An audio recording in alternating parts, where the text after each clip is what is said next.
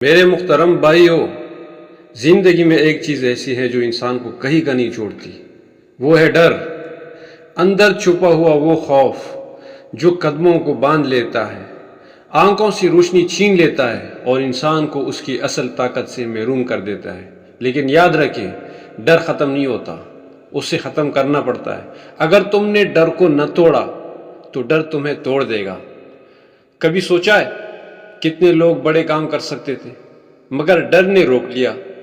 کتنے دل خواہش رکھتے تھے کہ آگے بڑھیں، کچھ کریں، کچھ بنیں، مگر خوف نے انہیں قیدی بنا دیا۔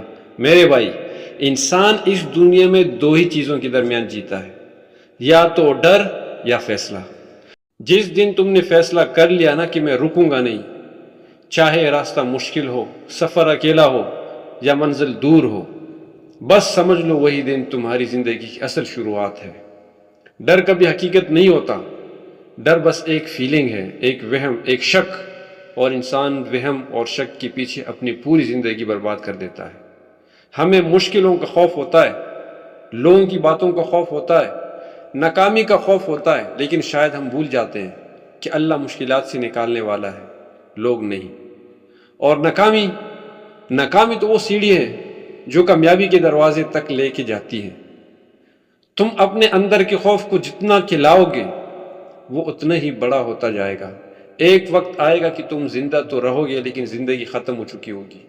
بھائی، ڈر کو ختم کرو ورنہ تمہارے خواب ختم ہو جائیں گے، تمہاری محنت ختم ہو جائے گی اور پھر تم خود اپنے آپ سے نظریں نہیں ملا پاؤ گے۔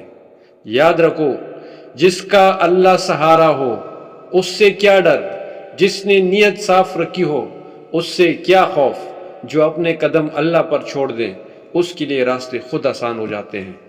بھائی، آج فیصلہ کرو کہ تم خوف کے ساتھ نہیں، ہمت کے ساتھ جیو گے۔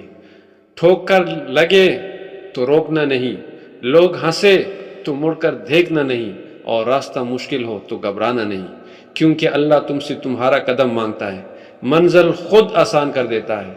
بس آج اپنے دل میں یہ بات بٹھا لو، میں ڈر کا غلام نہیں، میں اللہ کا بندہ ہوں، اور جب یہ یقین دل میں آ جائے تو پھر دنیا کی کوئی طاقت تمہیں روک نہیں سکتی۔